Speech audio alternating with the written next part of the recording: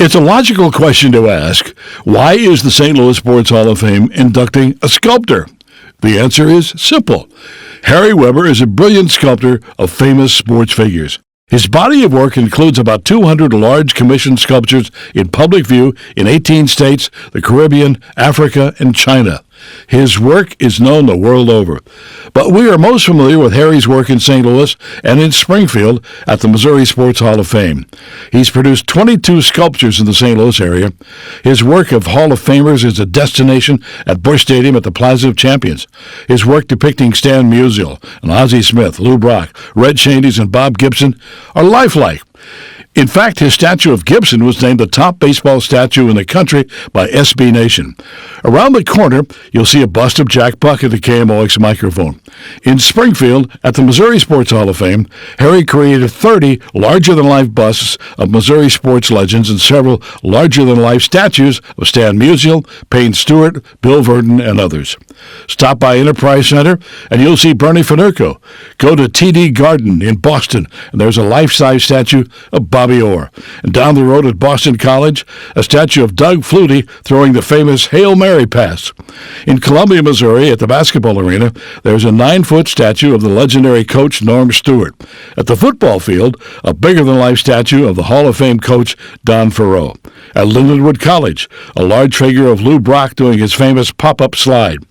Outside Royal Stadium in Kansas City, a statue of Hall of Famer Frank White. There's a portrait of Hall of Fame pitcher Sandy Koufax at the National Jewish Sports Hall of Fame in New York. Well, the list goes on and on. And by the way, if you're traveling to Nanjing, China, you'll be able to gaze on a larger-than-life statue of Adam Wainwright. Harry will have to explain that. Just as an aside, Harry is very comfortable on a horse, too. He's an accomplished rider with several wins in steeplechase racing and jumper competitions. We are so proud to recognize this brilliant artist, Harry Weber, with induction into the St. Louis Sports Hall of Fame.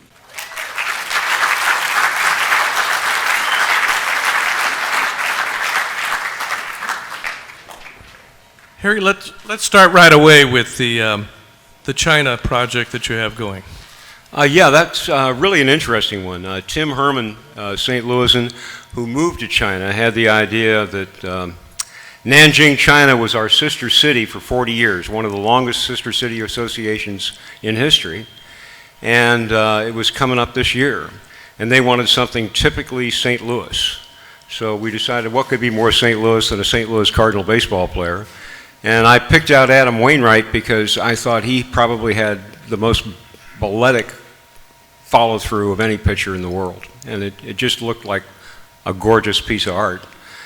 So that is going to go to Nanjing, China. It's already been installed. My friend Vlad Zhitomirsky, who's over there, went over to China and installed it for me. And he's going to be delivering a pitch to a Chinese national baseball player who is being installed in Ballpark Village in the spring. So basically it's the largest base I've ever had, 7,200 miles worth of between pitcher and batter.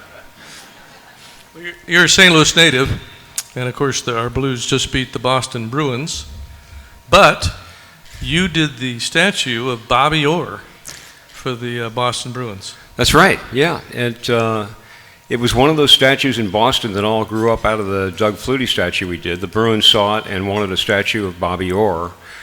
It was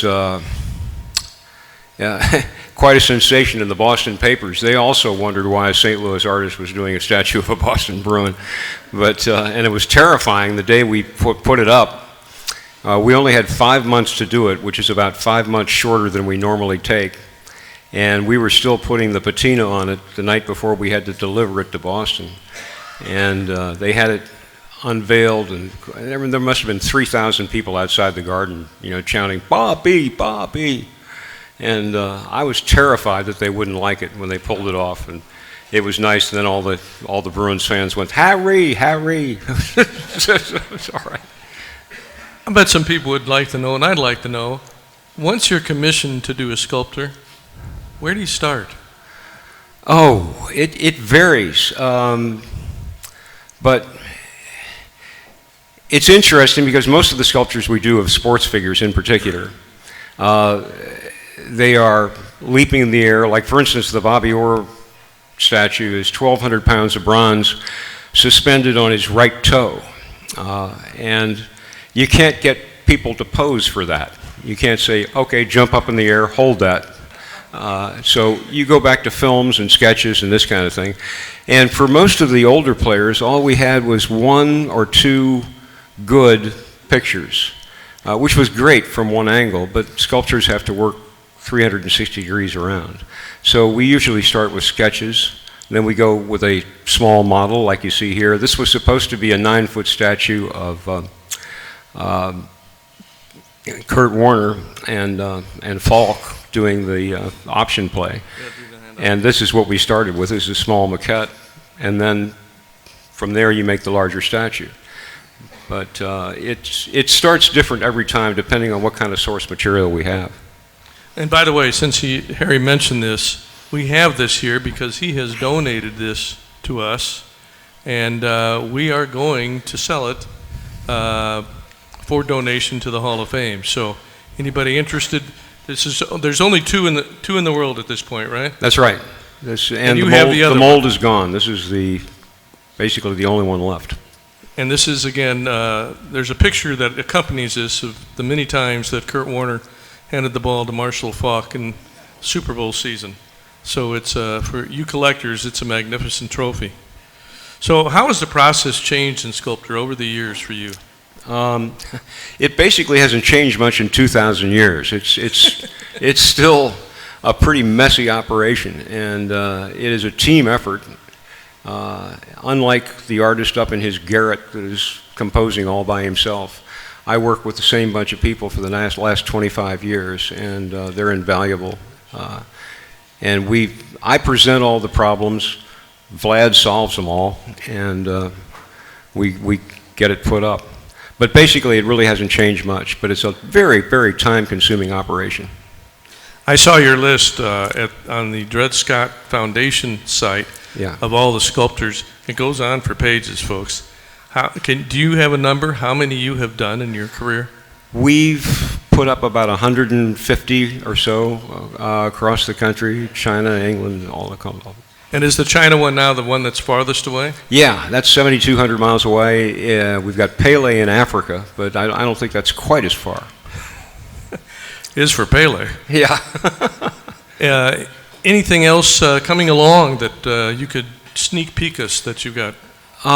Well, right now we're doing a whole bunch of Texas humorists for Nacogdoches, Texas, and that's kind of fun. There are a few that are coming along that we still can't talk about yet, but you mentioned before the Flutie Statue and the Jesuits. That was one of my favorite commissions, was Doug Flutie. Boston College notified me and said that they wanted a 12-foot statue of Doug Flutie outside the gate in an alumni stadium up there in Boston. And so we had actually finished it in clay, and had started to mold it. It was 12 feet high.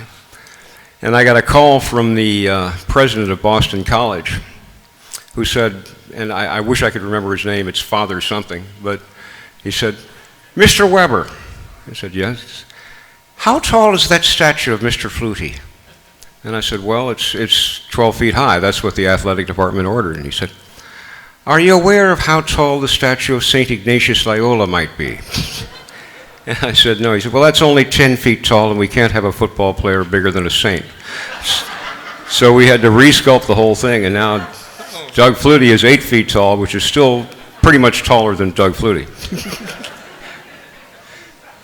Well, you've done just about anything there is to do in Sculptor, and you were the golf coach at MICDS after Ron Holtman, right? Yeah, I mean, that was one of the nicest things that ever happened to me. Being around Ron Holtman for 6 years, he was one of the greatest coaches of golf and football ever. I don't care whether it was high school football, pro. He was a great coach, and he was a great guy to be around. Well, we congratulate you for being here, and we knew it'd be a treat to have a sculptor here. We put Amity in a few years ago while he was with us as a cartoonist. Yeah. And you are a honored great to be with Amity. You're a great sportsman, Harry. All right, and thanks very much. Congratulations and welcome Appreciate it, to Greg. the St. Louis Sports Hall of Fame.